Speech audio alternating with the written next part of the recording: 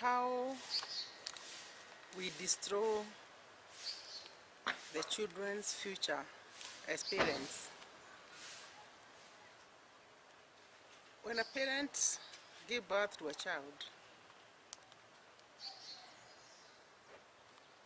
as an only child, they'll give everything that there is to that child. But often when they have another one and another one and another one, or even two,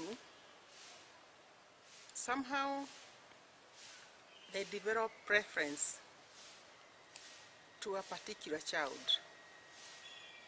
And they also attempt to compare the children.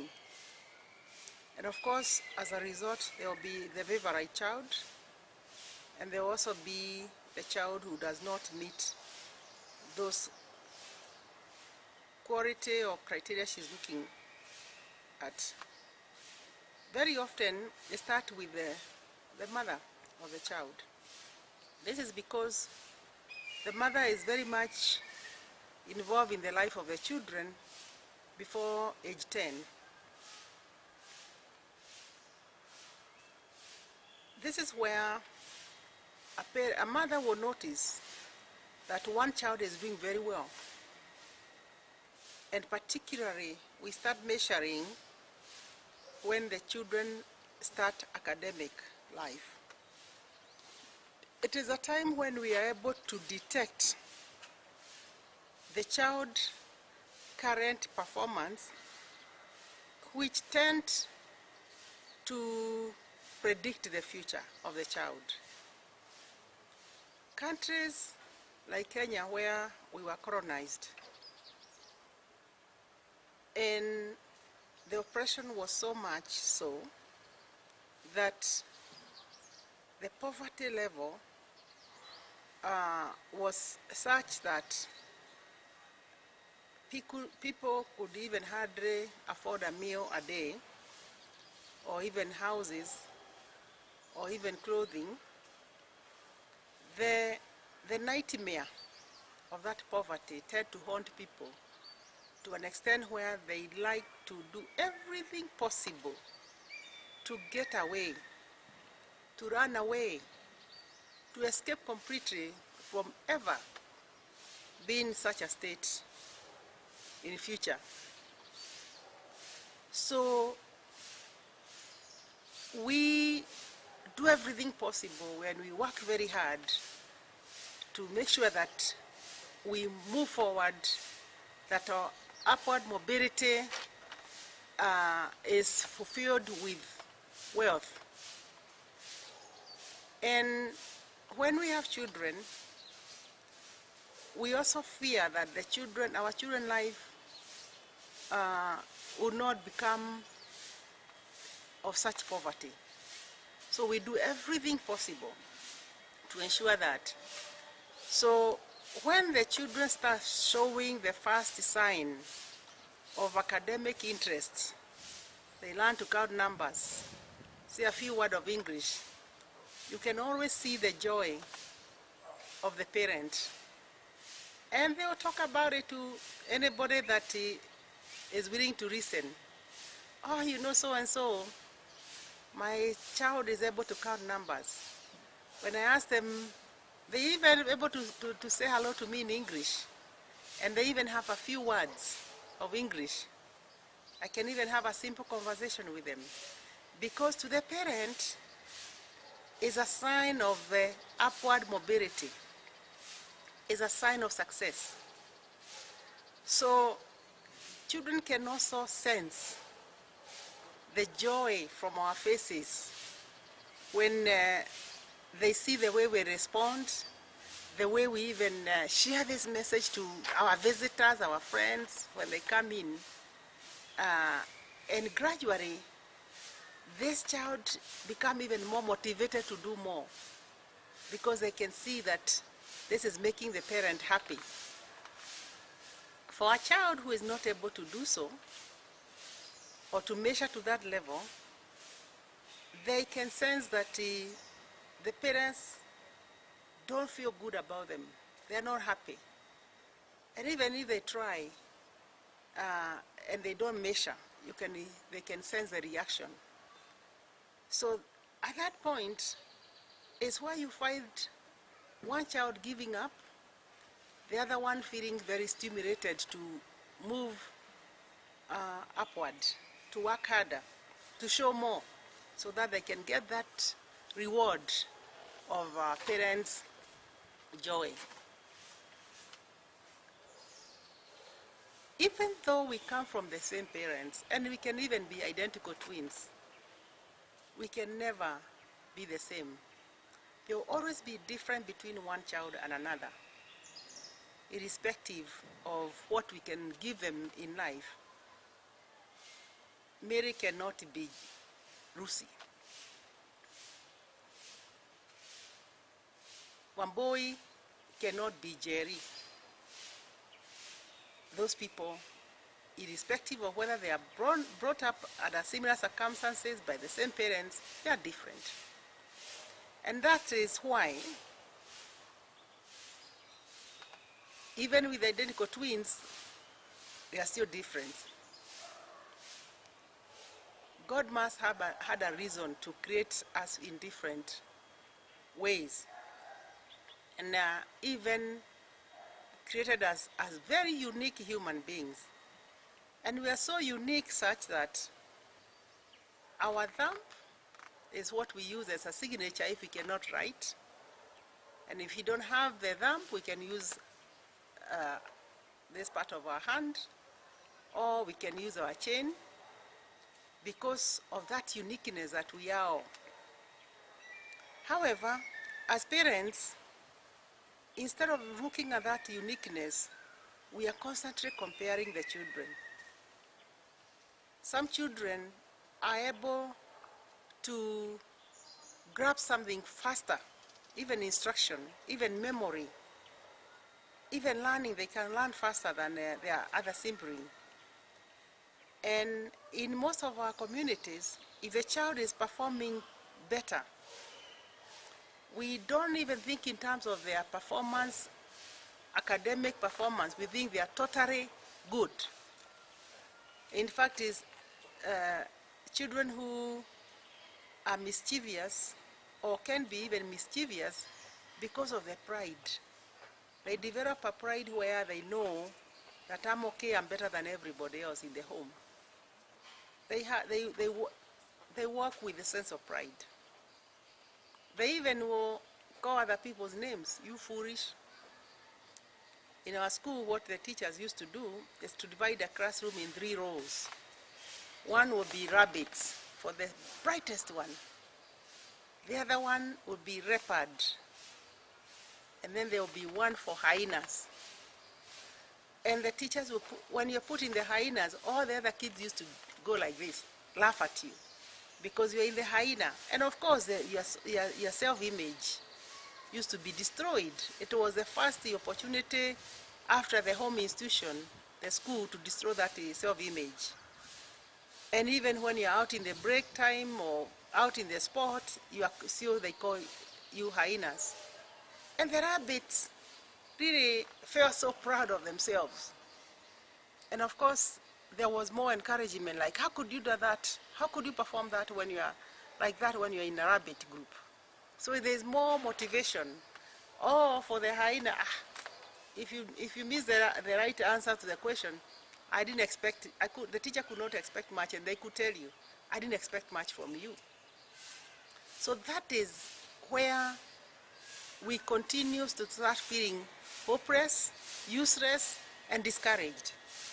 We manufacture that kind of characteristic between home and the school institution. I look at communities around me with a family where they had 4 boys and 3 girls. One of the oldest boy was very, very gifted in things to do with repairing of the fence, cutting the fence, getting the greens for the animals, cultivating and planting crops. He was so fond of those kind of things. He really enjoyed doing that kind of a thing. He would like wake up in the morning and head into that direction. And so he was very fond of growing crops. For him, if he walk into the land and see things that are growing, he'll start cultivating. He'll start weeding. And whenever he see the cow did not have water and he's passing by, he'll add on the water. And he would be very proud that when he's milking and say, you know, today I was able to get this much liter of the milk from the cow.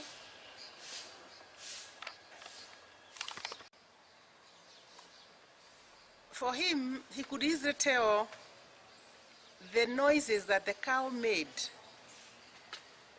showing that the cow was needing the water or they needed more greens, more food. He could tell when he's walking by the chicken area to see, and he could see that this chicken either have laid eggs and somebody need to go there and collect the eggs, or that the chicken needed water, or the chicken are in a situation that need to be cleaned, need to clean the facility that they were using to water the chicken, give the water for the chicken. So he noted all those things. He could see a broken fence and mend it. But whatever he was doing, the family were like, you stupid one. You can't even concentrate in your academic because you're always looking at other things instead of just concentrating on academic. If you carry on like that, you shall become a slave or a servant of your own brothers and sisters. The children who were behind him, they were very bright academically, very bright, but they were very lazy to do other things. So often you hear the father saying, doesn't matter, if they do well academically, they shall employ him to work for them. And so this man performance continued to be poorer and poorer in school, and he spent so many years in one class. He spent so many years, he moved from one school to another, and the instruction of the parent is the teacher will be told, make him work hard because he's lazy, make him work hard because he's lazy. But they never saw the strength that this young man had. And in the end, actually, he never improved his performance. He went down and down and down. He lost his self-esteem because often he'll be told, listen to the cow to see whether the problem, because you are like a cow yourself anyway. You live with them. Very negative messages. And that went on. The family continued to do very, very well, the rest of the family. And then when they grew up, the other sibling went on and to good schools, and from good schools to good jobs, very good jobs. And from there he would receive handouts, clothes, everything. And he became very, very, very frustrated. Then, since he was working at his father's land, he was not entitled to have anything. The labor he provided was free labor. He did not get anything in return, but the brothers and the sister would hand him out some, relief, even clothes. And then he started drinking, and he became an alcoholic, and eventually he died. Where is the problem in this scenario? Every one of us are born with very unique qualities. Those qualities can be nurtured from a very early age because we start showing them even when we are little kids. You take the child to the zoo and they want to spend the rest of the day there because they like animals. You take the child to the farm, they want to spend the whole day in the farm and they enjoy. There are people who take them to the farm and they are screaming because they are worried about insects and the worms and anything that comes from the ground. They are scared. They don't want to be there. They see animals, they don't want to be there. And the more you expose them to that, the rest, they are interested. But somehow when you give this child a toy, the first few hours they'll play with the toy, the next thing they'll dismantle the toy. And the next thing they'll be trying to mend it. Here is an engineer in making. You find this girl who likes to knit sweaters. You give them strings and they start now designing something of that nature. You give them a piece of cloth, they are cutting something that they are making, they are trying to make clothes. And that is showing their interest. You find another one who is always very interested in cooking. They come to the kitchen, Mom, what are you cooking? They try to help, and even when you're not there, they try to cook something. And that is showing that they have an interest. They could have an interest in catering, in hotel management, in the service industry. So you find that kids now start showing their interests at a very, very early age. They start showing that interest.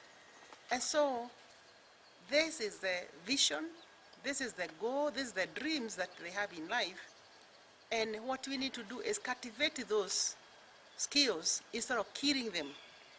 Because once we kill that, and we have nothing to replace, we have destroyed that person. We have completely destroyed the person. The terms, the names we use to those children destroy these children. Children should never, never be compared to another one because they are not them. That is a unique child and came to the world with a unique gift. And those gifts is what, as parents and as other institutions, need to work on nurturing. We need to work on nurturing those gifts that these children have. Often,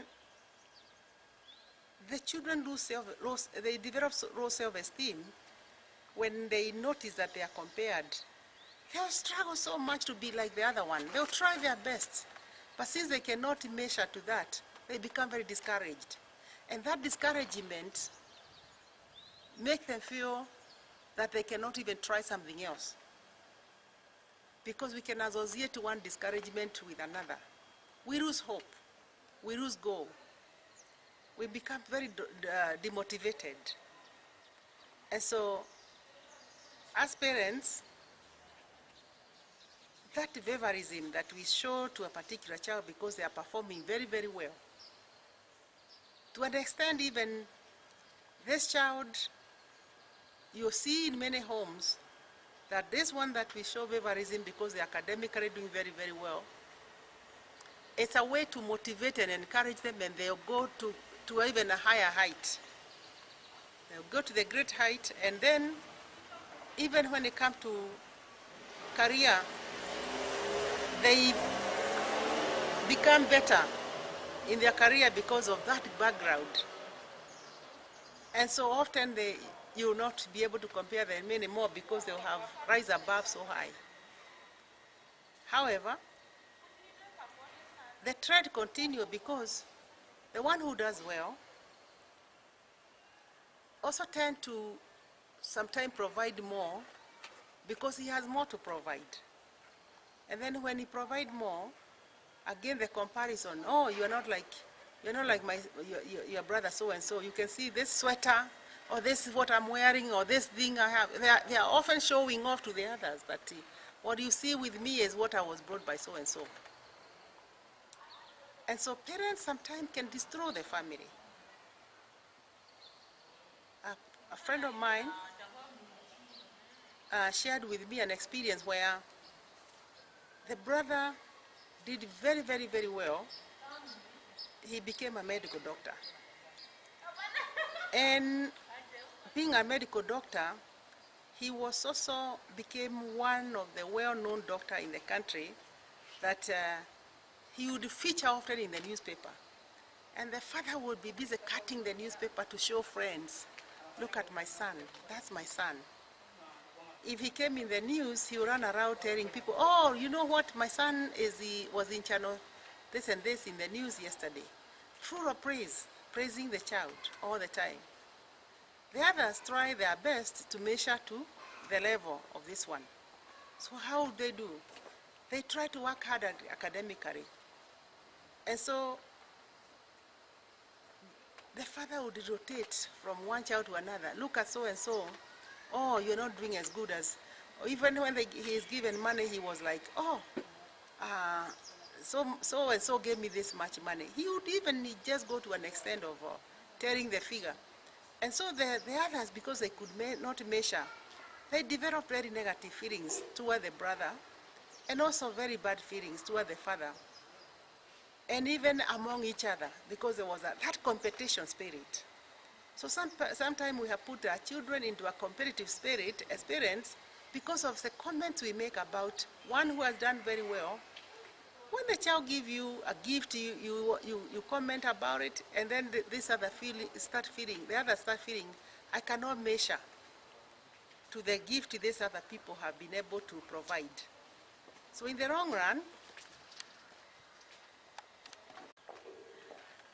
so as a parents, when you keep on letting your left hand know what the right hand is doing, showing the amount, the gift of that you have been given by one child to the other, what are you telling the child?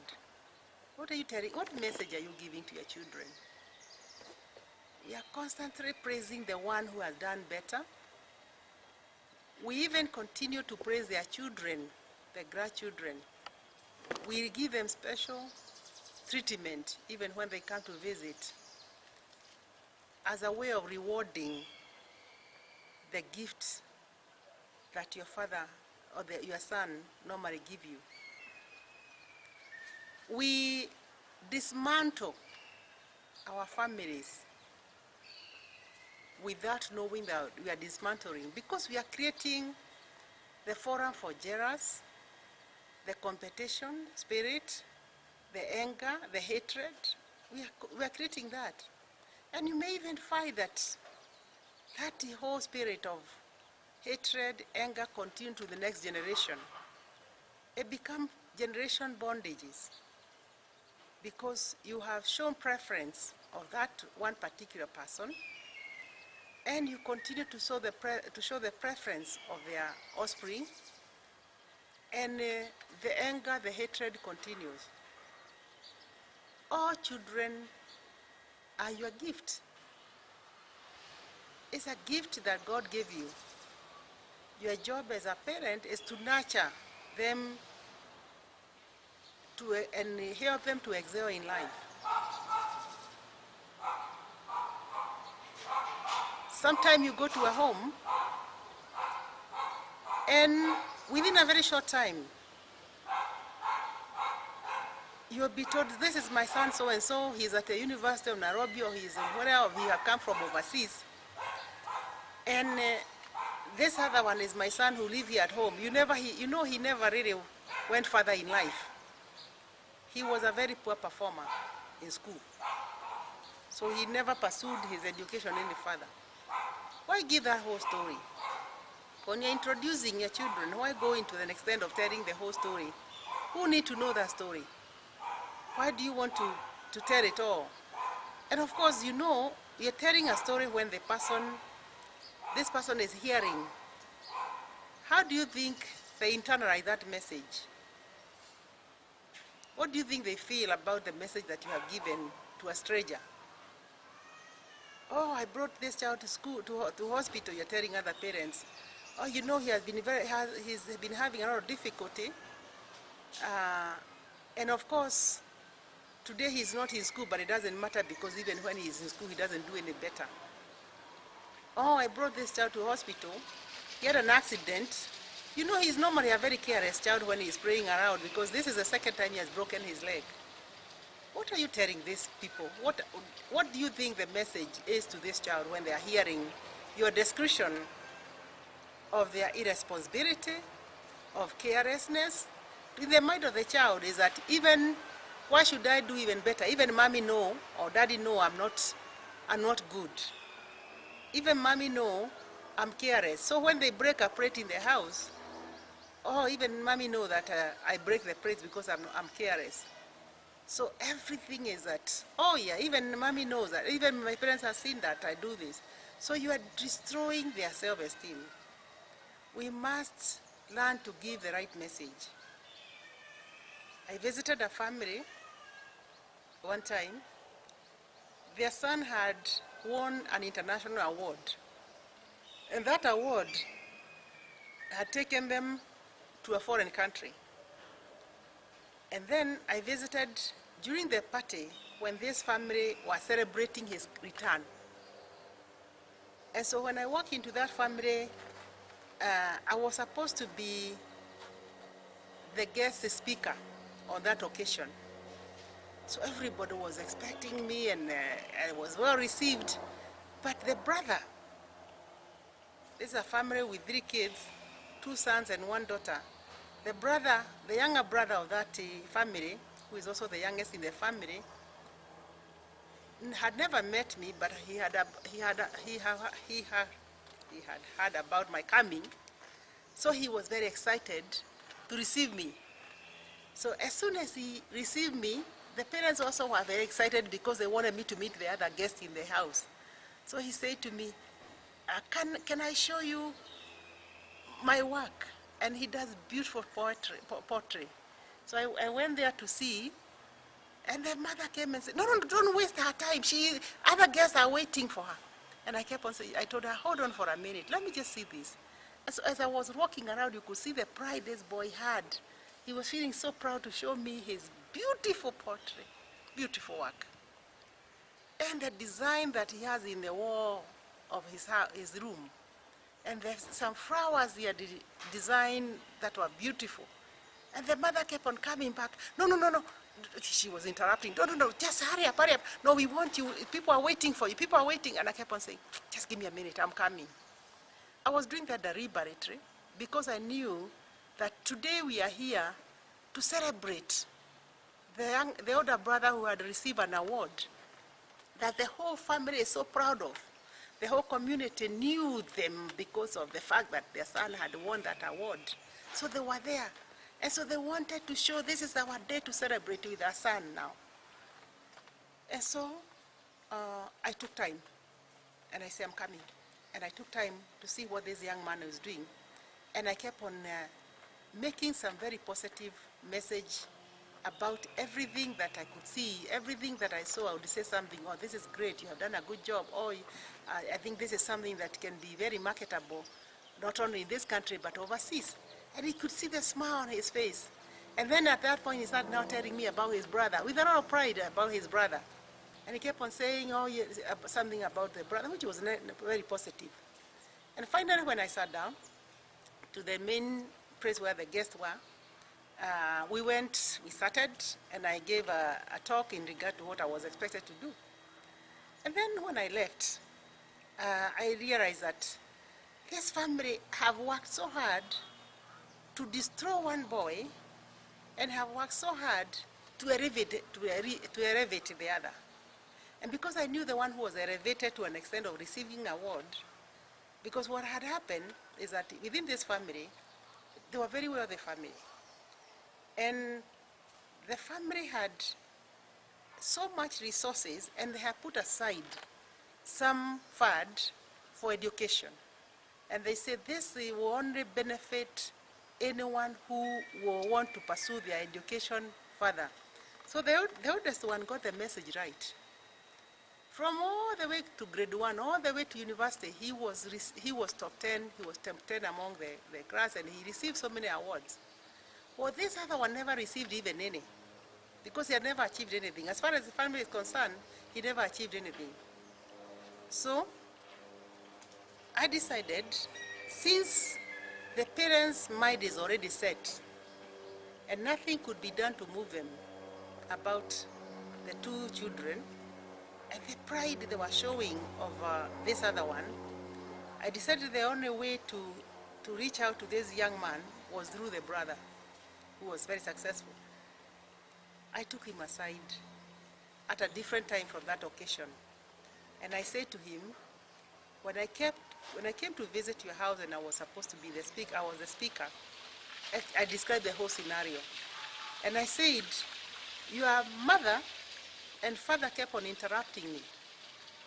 Interrupting the time when your brother was taking me around.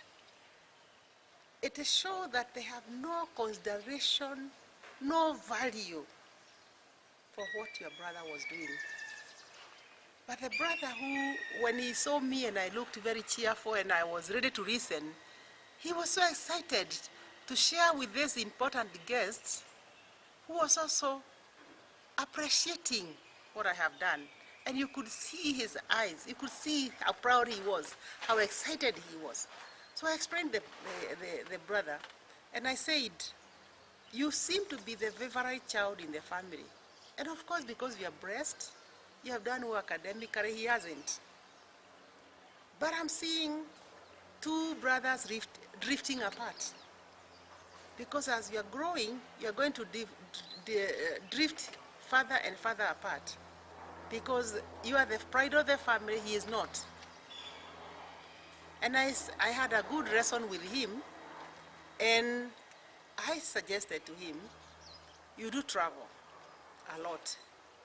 I'd like you to incorporate your brother in the package of your traveling. I would like you to go somewhere together because he loves you so dearly. He worships you. He appreciates you. I want you to reach out to your brother. I even want you to start recognizing the gift this young man has, the work he does. So when you're traveling, carry some of the samples of the thing he has done. And when you are received somewhere, introduce him and also show his work. And I want you to do that often so that you lift him, because what he is doing it at his level best. He needs to come out of that shadow. 3 years later, he reported to me that his brother found a very good market for his product. As a matter of fact, he could not meet the demand.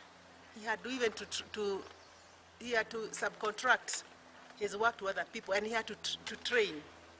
That feeling of that I'm now the trainer and I'm the one who won the contract made him so good and turned his life around. Simply what I'm saying is that parents, we are so capable to break the family into pieces, thinking that we are recognizing and motivating the one who is doing well. I remember the story in the Bible, the lost sheep.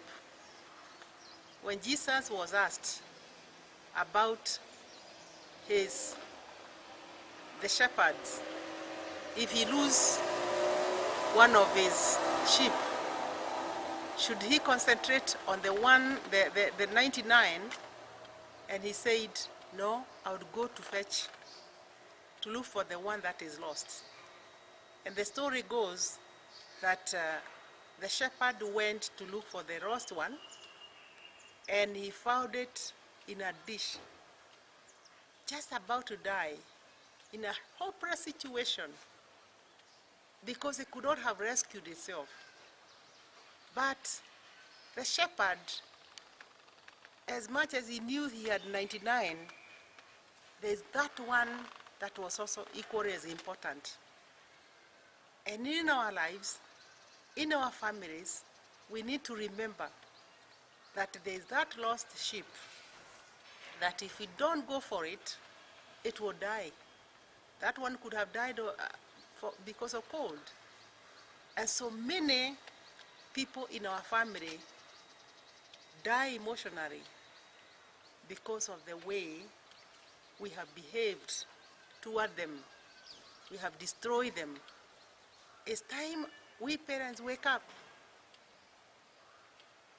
and recognize that this is our God gift that we need to nurture in whichever form it comes.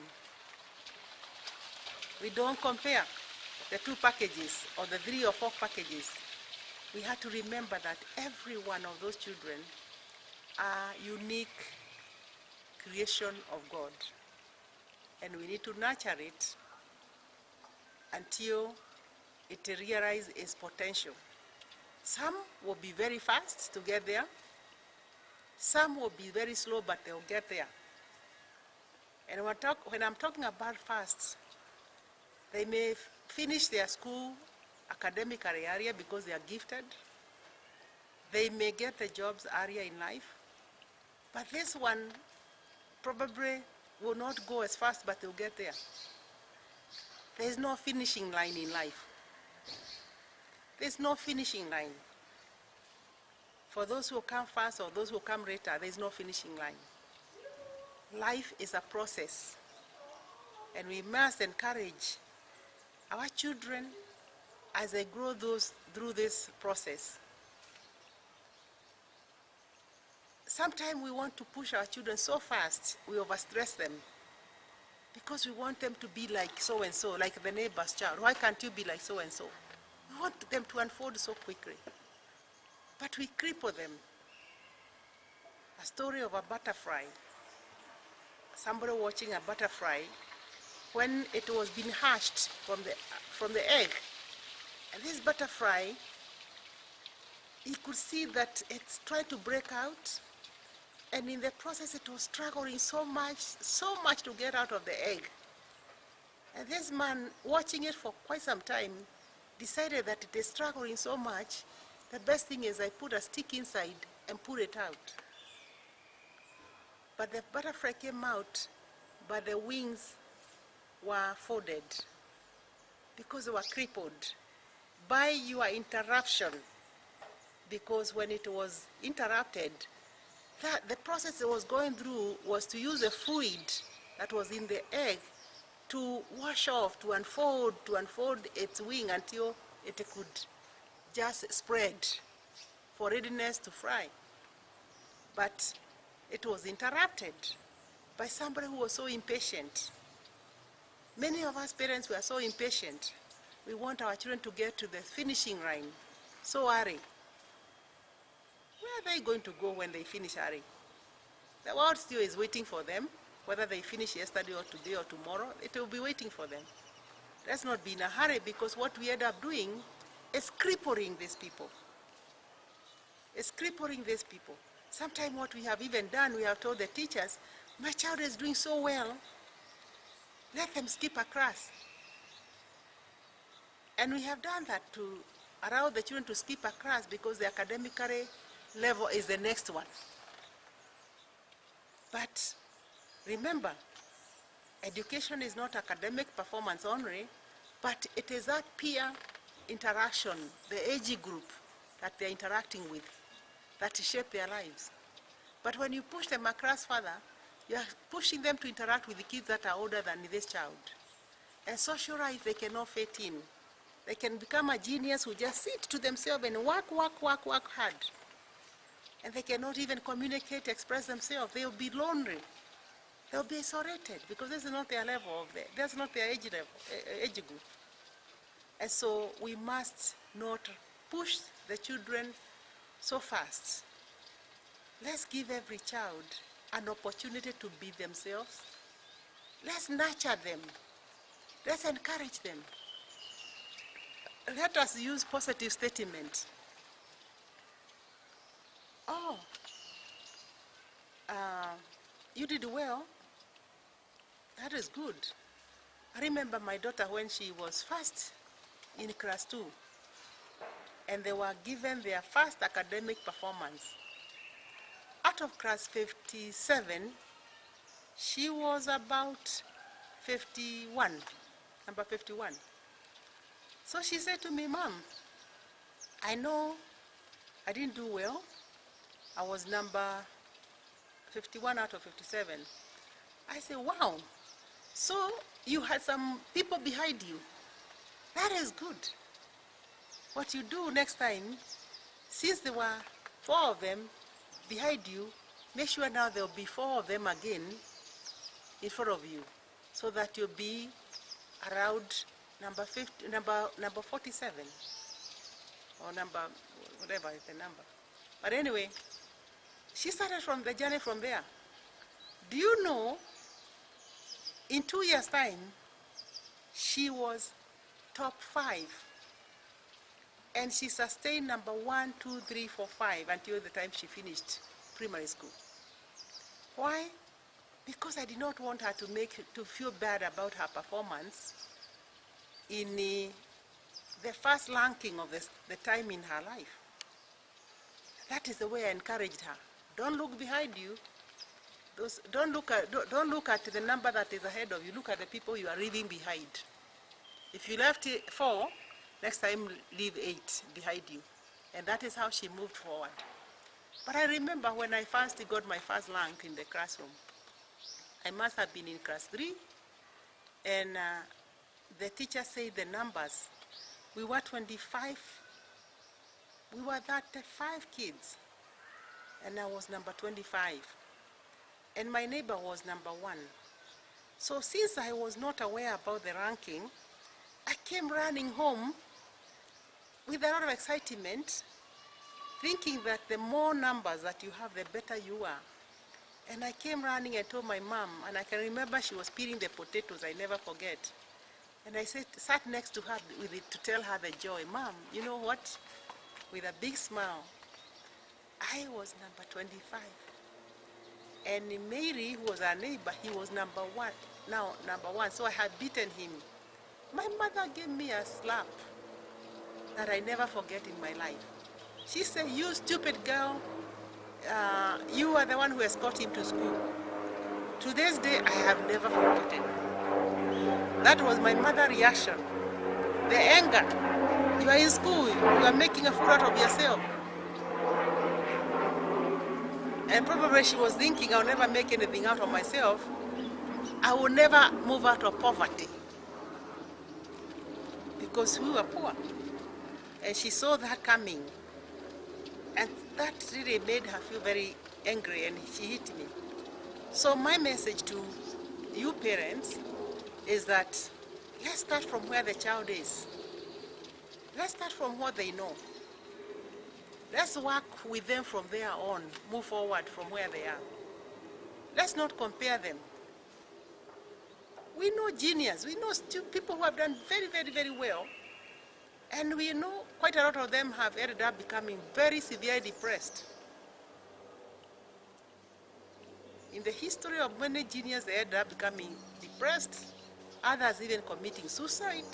We have seen even the genius in music committing suicide. And you do wonder, what's wrong with this person? He's so successful. He has done so well. He's earning a lot of money. He's very famous. But to get there, he must have been so badly wounded. He has wounds that are bleeding all the time. He cannot face himself. He is in pain. So let's not envy and compare and tell them you could be, look, you can be like so and so. You don't even know what is in the package of that person you are comparing your child with. So let's give each child a chance and a space, and let us encourage them from where they are. From the little they can do, we encourage them from there. Reward them from that little. Even if you say, well done, you have done well, I'm proud of you. I'm really happy. Thank you for doing that. Those little rewards that we give to the children as they grow is what makes them feel proud of themselves. And that can be the source of success. And the success is not just about academic. There are many areas that people become successful. And not everyone was meant to go to school. Not everyone was meant to go through classroom. People will go through different paths, but they'll get there. Let's not belittle. Let's not curse them, because the words the statement that we make tend to curse the children.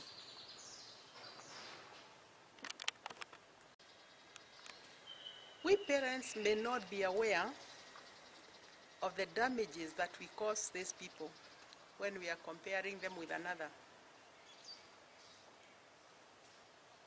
I looked at a family that I was very much aware of. The first child was doing so well, and even in her school, she was winning so many awards, and she was the head girl in the school. It was a big, famous school. So the parents were so proud, because even when they go for the visiting day, everybody will tell them, when they see her walking with their daughter, "Oh, are those your parents?" And then comments like, "Oh, we are very, very proud of your girl. She's very famous here in school. She has done very well." The teachers would also say the same thing. And of course, they used to say, because they used to visit this girl as a family, they will say that in the presence of the other kids, the other sibling who had come to visit, and they will be having a walk in the school. And the father often would tell the boy at home, you must work hard like your sister. And when they fail to do something, and especially in the academic performance, when are you going to be like your sister? You are so useless. And so the father would often make them study very hard to become like the sister, work very hard. And any report that came from school, their school, that was not good, they will not forget to refer to how their sister is doing. Why can't you be like your sister? So the younger boy in the family got the message very loud and clear. So he worked very, very hard. He tried his best. The second one, the one who followed that sister, because when they were growing up, they were very close. They were very close. The sister would get the message that your brother is not doing well, he's becoming deviant in school. So whenever they met, he's like yelling at the brother. You know, you are making my parents feel so frustrated. You're frustrating my parents. Look at how you are doing. You're not even doing academically well. So now from the school, the message is not good. Negative message. From the sister, a negative message. From the parents. So he was sandwiched by very negative messages from every direction. He was sandwiched that message, and he became so frustrated. He became so discouraged. So when he sat for his examination, he failed completely from 4. So he was made to repeat from 3. And he repeated, but after repeating, he did well. Then he got admitted at university. But within the second year of the university, he dropped out of school. And he said, I don't want to go to school. I want to do business. I want to be a businessman. And the parents were feeling so bad. They felt so bad. They kept on talking to him, yelling at him, you are a failure, look at you. And meanwhile, the sister now had graduated at the university, and she had gotten a very good, very well-paying job. So at the time when I was talking to the family, the boy had developed a very severe depression. And he was drinking a lot, and he was refusing to go for treatment. And whenever he got his medicine, he was also taking medicine and using alcohol. So the family were becoming very, very frustrated. And we had a lengthy talk with the family. And I said to the family, from all the things that I have gathered from you as a family, you drove that young man to the wilderness. And now he's out there wandering alone. You'll be the only people who can fetch him and bring him home. You'll be the only people who can fetch him and bring him home. So I worked with them for some time, discussing some of the messages they can start giving him. Instead of condemning him for drinking and being hopeless and he's using all your money and frustrated because of the expenditure that you are going through, you are the one who sent him into the wilderness, and you are the only person people who can work as a team to bring him home, despite of the medication that he's receiving for depression, despite the alcoholism that he's involved in. And so many times we are the one who sponsor a person to that lonely, isolated road. And as a family, we are the only one to begin with who can start helping their lives, turning their lives around. And so the message to the parents, look at that child that you have as a unique gift. They have their own qualities, and they are not to be compared with another one. Accept your child as they are and begin from there. Criticizing them, you are criticizing God, creation.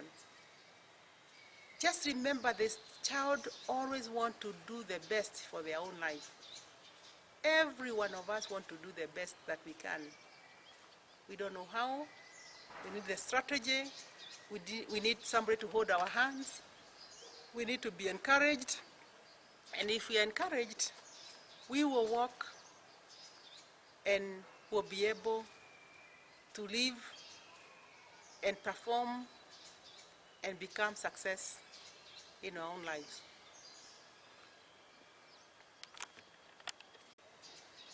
There are those people referred as scapegoat or black sheep in the family. And the scapegoat has been known to carry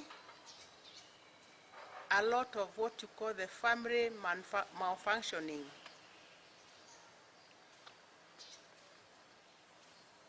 Most of our families, in one way or another, they have its own dysfunction. And when I talk about dysfunction, I'm trying to say that something not working well, something that is not okay. And so we like to cover up, because a lot of time it's very, very painful to face that problem. We like to act as if it's not there. And so what normally happens in the family, in an attempt to cover up, we tend to front one person to be visible. And this is a person who normally show it out there. Often this person, you find that they have no boundaries. When you have told all the kids that I don't want you to see you associating with the neighbor's kids, they find a way of reaching out and getting there and interacting with those neighbors' kids. Somehow they find a way. Your enemy, the so-called enemy that you have in the neighborhood, they make friends with their neighbor.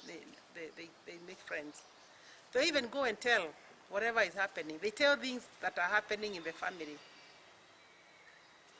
And often this person tend to have a feeling of negligence, isolation, hatred. They also feel that they are not like everybody else. Something is not right with me. Often the scapegoat is easily punished in the family when there is a problem. They're the ones who are visible often when there's an issue or when there's a problem. And they are often blamed for things that are not going right.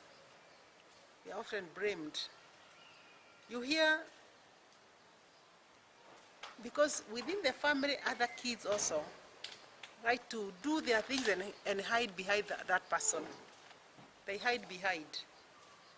And because they hide behind that person, they are the one who are noticed. Boys were throwing stones to the neighbor's home, and when the neighbors come to find out or to report the matter, the rest of the kid will say, yeah, it's him, it's him, it's him. And normally this scapegoat don't have a good defense mechanism to defend themselves. They have this feeling that, why try to explain myself, because I know they are blaming anyway. They think I'm the one who did it anyway. They have that feeling that, irrespective of what I've said, they believe I'm the one who has done it. And so family hide behind him. Other children hide behind him in the family. And he's normally the one who is judged and visible with the problems. Can remember a scapegoat in a family that I knew of. They'll go to somebody's house with the older boys in the family, and they'll steal something. And then when the neighbors discover, they'll say he's the one.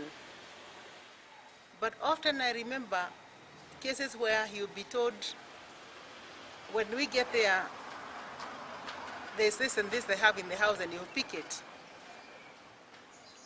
And so on the way to school, their parents never expected them to spend money buying things like snacks using their pocket money. But the older one will say to him, go to that shop and buy the snack, and he'll be given the money. And of course he'll go quickly to buy because he's happy he has the money. But when the report came home that they had been caught in somebody's shop buying things, the older boy will say, it's him. It's him. And all the time, even the younger one who was younger than him got used to blame him for whatever happened. If a child is crying in the next door room, the younger one is crying, and the mother will say, I know you are the one who has beaten a so-and-so there, because I know if he's there, that is why this child is crying. You already made up your mind that he's crying, the child has been beaten by. So the younger ones grow up feeling that, seeing already the person who the family had decided to be the scapegoat. And so the scapegoat continued to do very poorly in life, and feeling very low self-esteem, and even performance were very, very bad, because this child is carrying so much in their mind that even performance is interfered with. And again, the others were doing very, very well. And so he went to a very poor school when the others went to a very, very good school. And after he went to that school,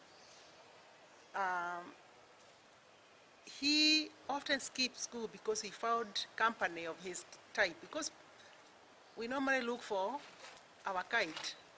So he was able to find a group that of his nature, of his character. And so sometimes they'll be sent away. And I remember this particular time he was sent away from home because to come and get the parents. And then, because the parents were very harsh on this boy, they told him, go and look for another mother. I'm not coming to your school. I have had enough of your problems. So the boy walked away, not knowing what to do. So the next thing he did, he went and bought a rope and hanged himself. After he died, this family now started reviewing, looking back, is praying the tape of the life the boy has gone through. And as they play the tape of their life, they were very much affected by the life of this boy. And the mother developed a very severe depression as a result of that. In the meantime, the brother, who they were once very close when they were growing up, but they parted way when the academic issue became overemphasized in the family,